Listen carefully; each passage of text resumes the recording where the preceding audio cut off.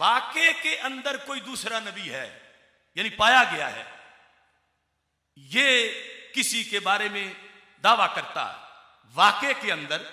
कोई दूसरा नबी, अगरचे नबूवत की कोई किस्म हो, अगरचे वो दूसरी जमीनों पर हो, अगरचे वो दूसरी मखलूकात में से हो। एक ये सूरत है।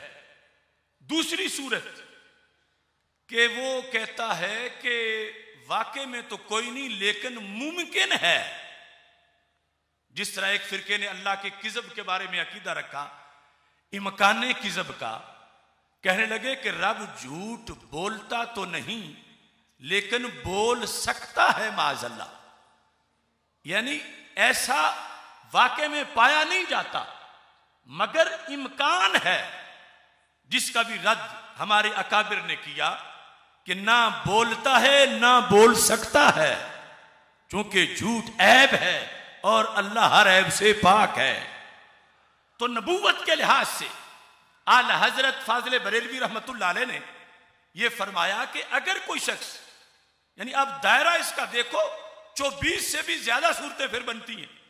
दायरा देखो कि एक बंदा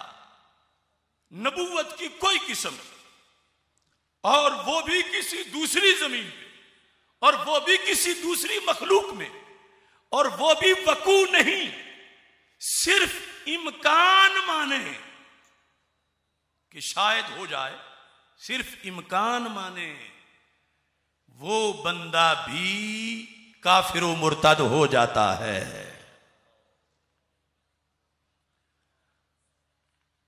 इस वास्ते फरमाया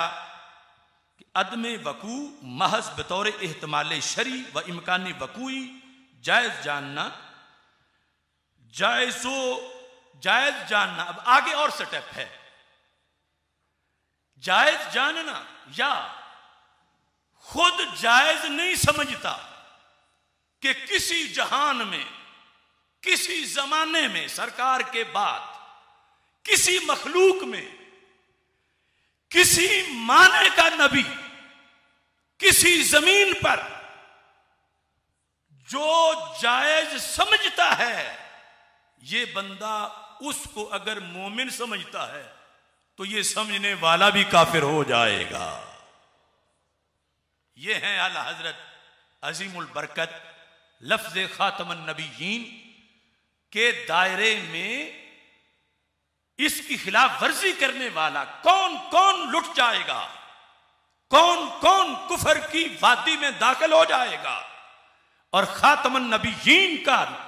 लकब हमारे आका अलैहिस्सलाम की ये शान उम्मत पर क्या लाजिम कर रही है कि वो किसी भी जमाने में रसूल अकरम सल्लल्लाहु अलैहि वसल्लम की आमद के बाद किसी भी जहान में, यानी दूसरी जमीन में,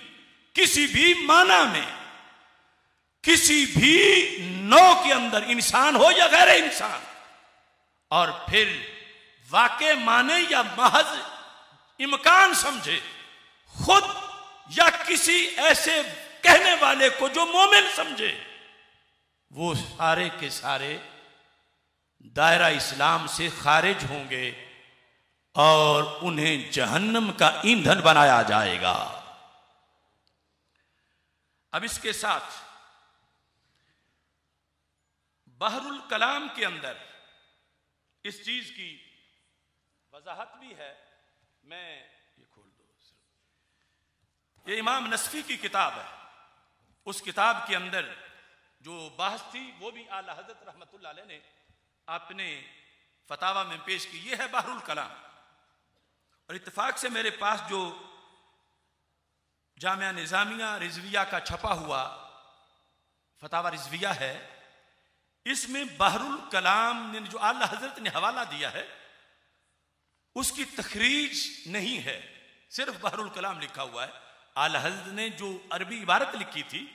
वो मिल नहीं सकी थी कि किस किताब में है, यानी तखरीज करने वालों को, लेकिन ये वो किताब है बहरुल कलाम। या रसूल अल्लाह लब्बैक लब्बैक लब्बैक या रसूल अल्लाह लब्बैक लब्बैक लब्बैक या रसूल अल्लाह लब्बैक। तो बहरुल कलाम जो है इसके मुसन्निफ हैं इमाम मैमून बिन मोहम्मद नसफी, जिनकी तारीख वफात 508 हिजरी है। इस किताब के अंदर इन्होंने ये इरशाद फरमाया रसूल अकरम सल्लल्लाहु अलैहि वसल्लम की नबूवत के लिहाज से और खत्म नबूवत के लिहाज से, फमन काला बादा नबीना नबीयुन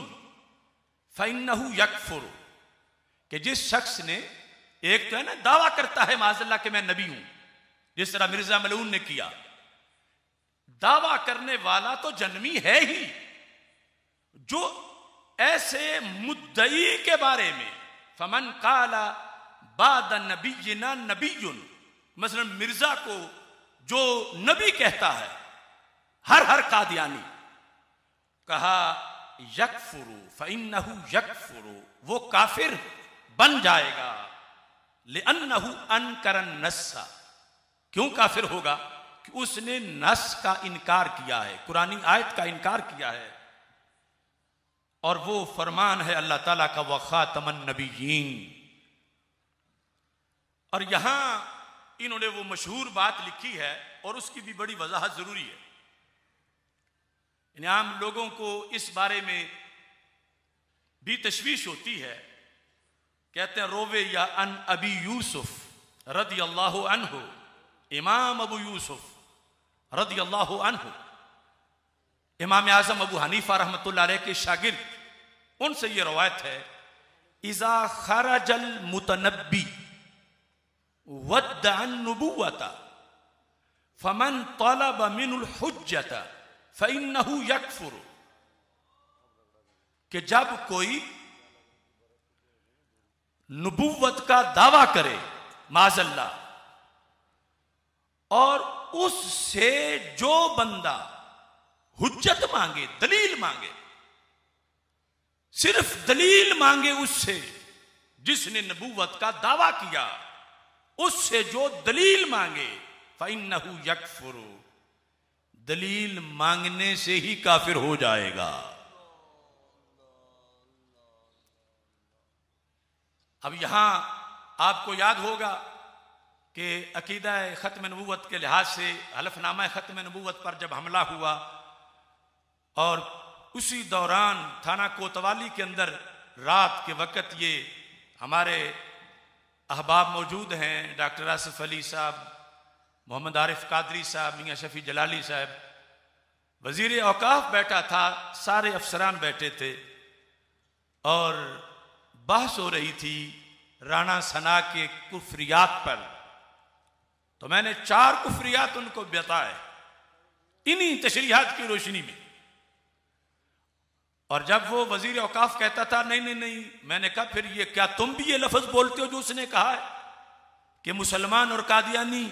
एक जैसे सारे नमाज पढ़ते हैं, ये वो। तो कहा नहीं मैं तो नहीं कहूंगा। तो मैंने कहा तुम उसकी जमानत और उसकी वकालत फिर क्यों करते हो? यहां यह है कि इज़ा खरजल मुतनब्बी, सफा नंबर 235 बहरुल कलाम के अंदर यह लिखा है कि वो तो काफिर है ही,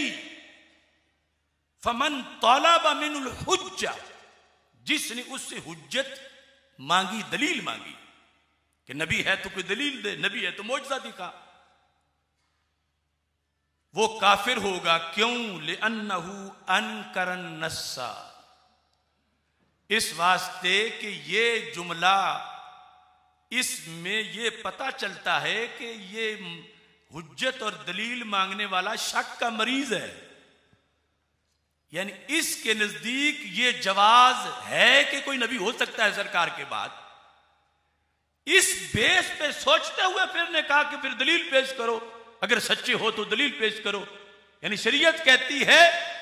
कि अगर सच्चे होने की कैफियत जहन में आए कि सच्चा भी हो सकता है, तो फिर यह सोचने वाला काफिर हो जाता है। क्योंकि शक अगर आएगा, शक यह होता है कि जब दोनों जानबें बराबर हो जाएं जहन में, नबी होना या ना होना, तो हमारे आका अलैहिस्सलाम का आखिरी नबी होना इतना कतई है कि किसी दूसरे के बारे में अगर पूरा यकीन ना हो कि यह नबी है, सिर्फ शक भी हो कि हो सकता है नबी हो, इससे दलील तो पूछे, इस कैफियत में भी जो हो वो भी काफिर करार पाता है। इस वास्ते कि ऐसा यकीन अल्लाह के यहां, ऐसा अकीदा अल्लाह के यहां मोतबर नहीं कि जो सरकार के बाद इतनी गुंजाइश रखता हो दूसरे के लिए भी, बल्कि कतई तौर पर दूसरे तरफ सवाल ही पैदा ना हो। अगरचे कोई हवाओं में उड़े, कोई जो कुछ करे,